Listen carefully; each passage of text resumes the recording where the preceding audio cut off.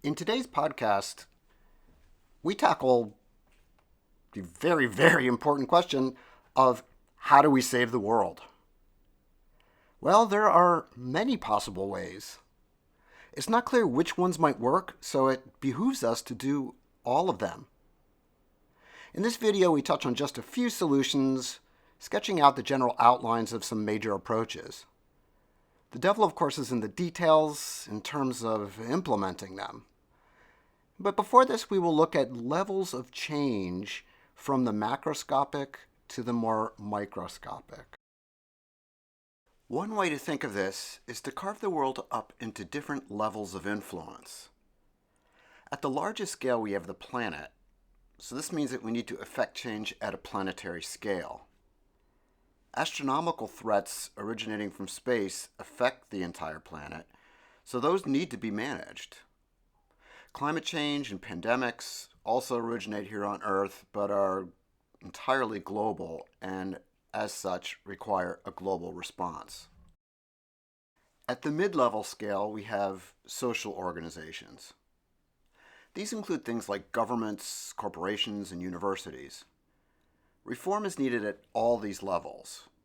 Politics needs to be depolarized, democratized, and made more representative. Economic policies need to address unemployment caused by AI and robotics. And schools need to focus on future relevant education, especially conflict resolution, critical thinking, and media studies. At the smallest scale, we have individual people. Here the focus is on changing people's beliefs. People's beliefs affect their actions, and their actions then affect the world. Our beliefs come from the information ecology that we all inhabit. If we are getting bad or misleading information, that's going to affect what we know and what we do, with potentially disastrous consequences. Better regulation of social media companies is needed so that free speech is preserved while minimizing hate and especially false speech. Much of our inability to mitigate existential risk comes from a lack of coordination between nations and international institutions. For example, climate change means enforcing global limits on carbon emissions, transitions to greener energy, and ways to better capture carbon and protect the environment. There are many ways this can be done effectively, but also many obstacles. There are many international organizations currently in place that are doing good in the world. These include the United Nations, Human Rights Watch, the World Health Organization, the International Atomic Energy Association, and the Red Cross, among others. Some of these are non-governmental organizations, or what are called NGOs, and so are not subject as much to political ideology or government mandates. Increasing the power of these organizations and getting them to work more effectively is the challenge.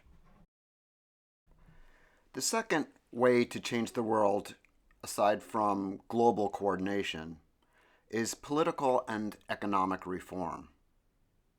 Democracies have become dysfunctional as of late and need to adapt to the rapid changes taking place in the modern world. This democratic backsliding needs to stop. This means ending corruption, political polarization, and introducing a better system of checks and balances. It also means fighting against the rising tide of autocracy around the world. Two emerging threats in particular are the totalitarian regimes of Russia and China. Rising economic inequality is also taking place around the world. We are seeing great concentrations of wealth at the higher end of the income distribution. One proposed reason for rising levels of unemployment and wage gaps is automatization. If robots and AI are replacing human workers, then we need to find a way to make them supplement and enhance human endeavors instead. Number 3 is managing weapons of mass destruction. There are several types of weapons that pose a serious threat to human existence.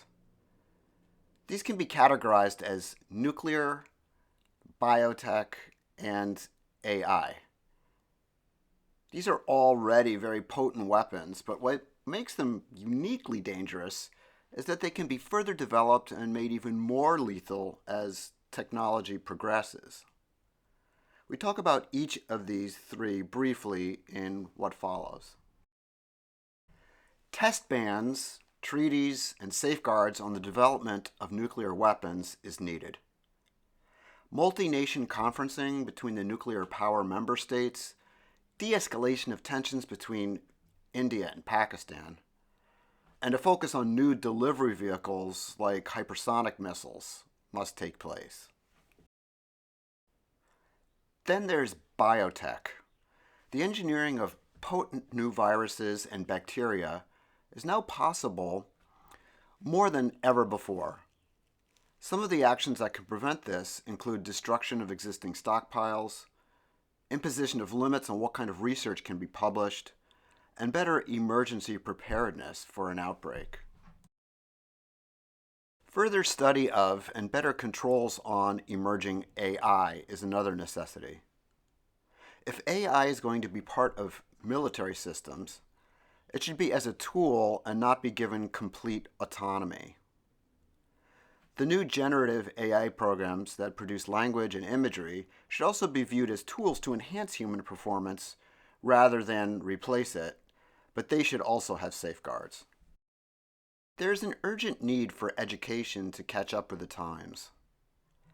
Critical thinking and media literacy studies should be taught as early and as often as possible.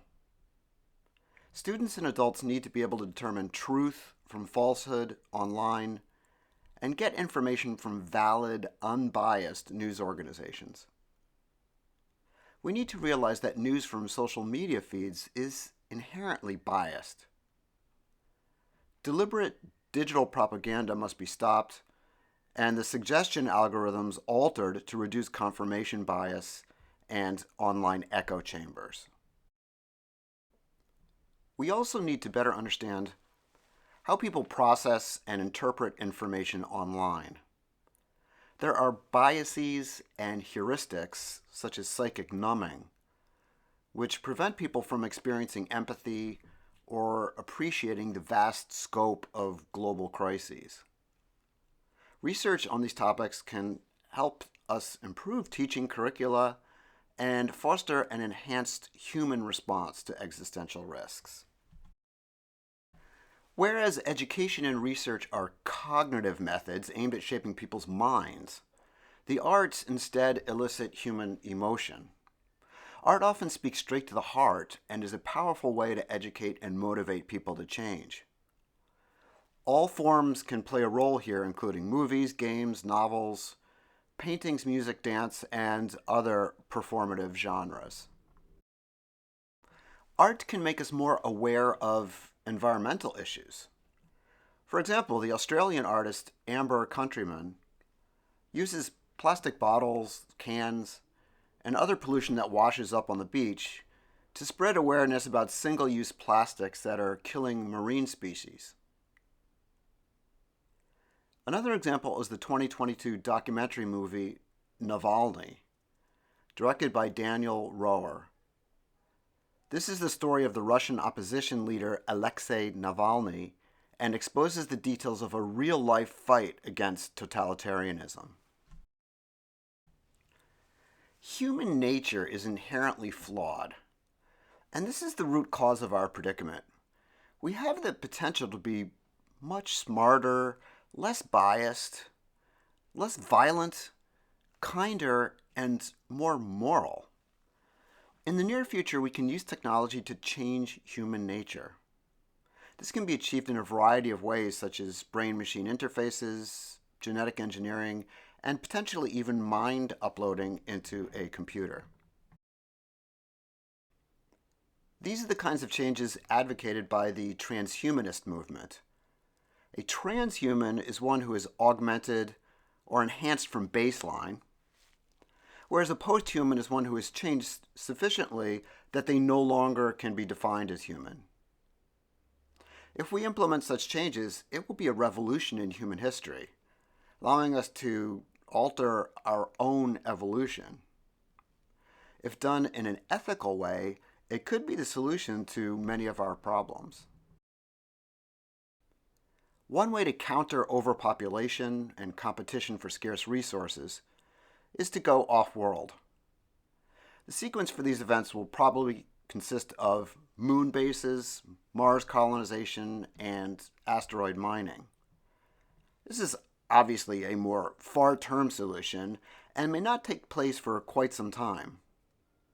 It may also introduce new opportunities for old problems like war and territorial competition. However, in the long run, it will be a necessary step.